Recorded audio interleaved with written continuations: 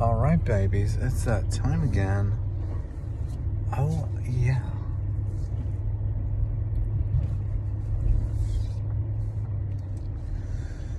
We are in the last chapter of Acts, which is 28.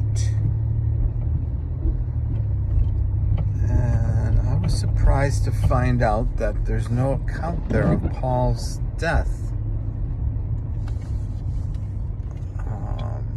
And then later looked it up and found out there are no facts really about it. Legend has it that he was beheaded in Rome because he was a Roman citizen, so he couldn't be crucified.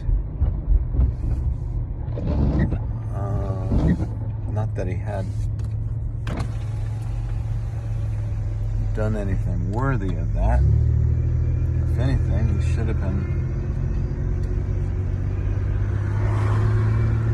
honored, like Jesus should have been honored for all the magnificent things he did.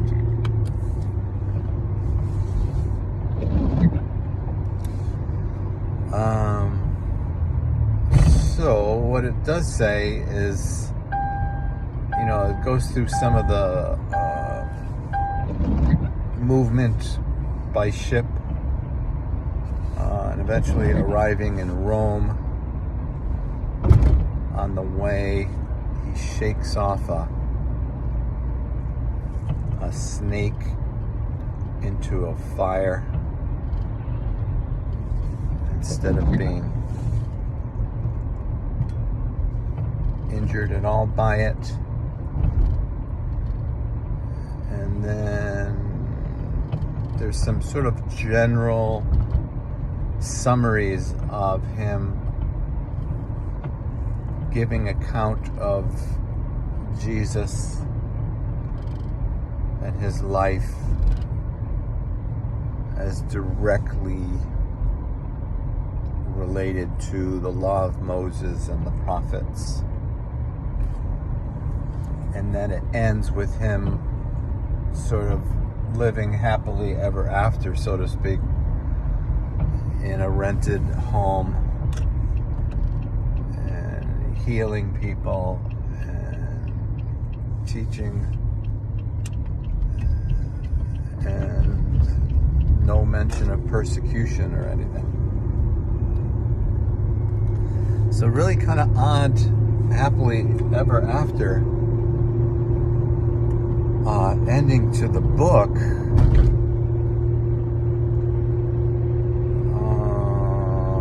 Really don't know what to say about that.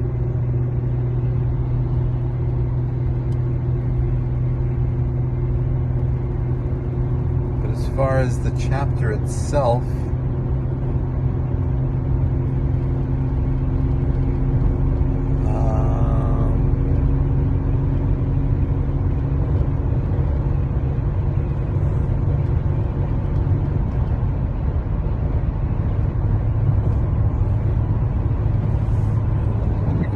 was shaking the snake off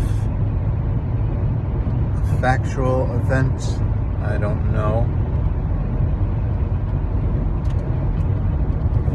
God is certainly capable of protecting us from all kinds of harm,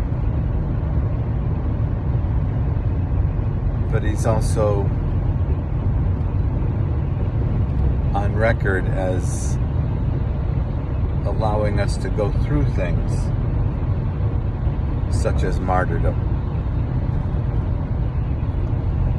which I guess you could consider the ultimate harm.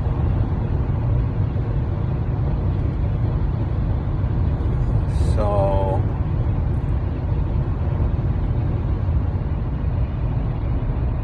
wow, lots of emergency vehicles, fire trucks on the other side there. I couldn't see what was happening. Wow, all right.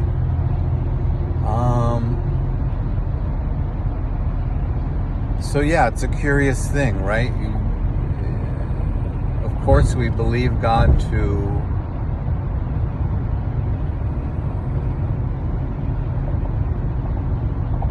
have the power to protect us, and sometimes He does. And then because He has that power, we wonder, well, how come He doesn't always? And that's sort of the mystery of life, and what keeps us moving in acts of faith is because when we go through trying times,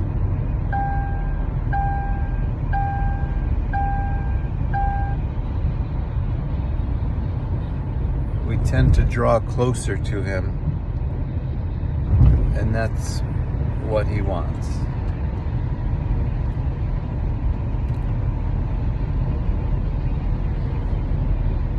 Now, if we had more drawing closer to God, would we have less challenging times?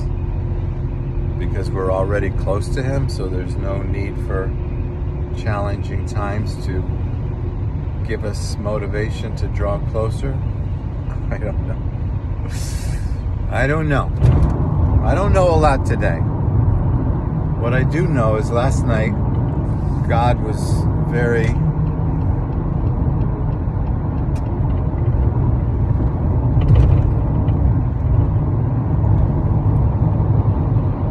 comforting to me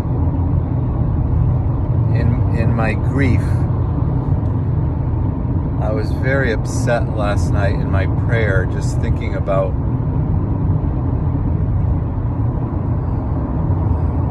the cost Jesus counted on the cross of Calvary, and of God's overall experience of pain in being rejected by most people in the history of the world. And I was just feeling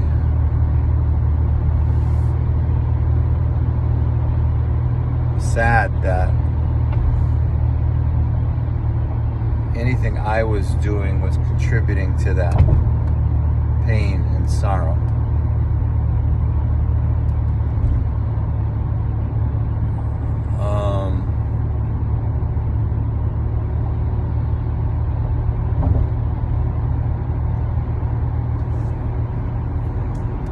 So again, I don't really have anything to say to that, other than I was glad to cry tears of love.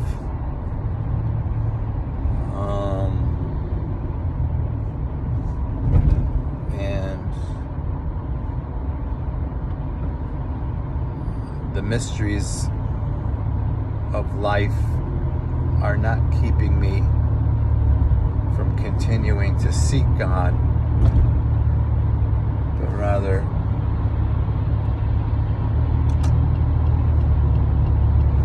serve as a motivation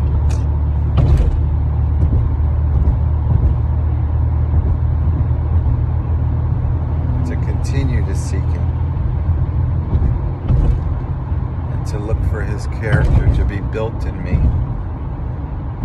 and for me to have greater hearing for the sound and the content of every one of the words that He speaks. And I'm also thinking about, there seem to be a lot of false prophecies out there of people claiming God is doing this or that. And it just seems to be presented in a way that is false and just doesn't ring true. And I want to be the opposite of that. I want to be reflection